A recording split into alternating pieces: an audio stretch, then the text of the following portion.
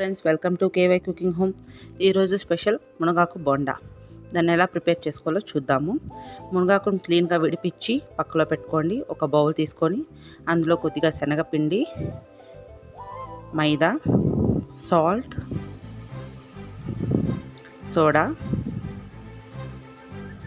Water వేసుకొని బాగా mix చేసుకోండి.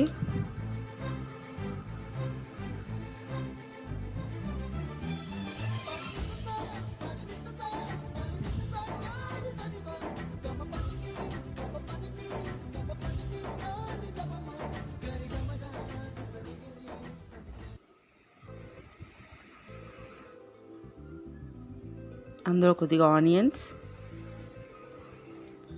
గ్రీన్ చిల్లీ, మునగాకు,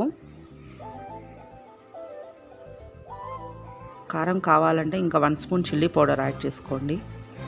బాగా మిక్స్ చేసుకొనేసి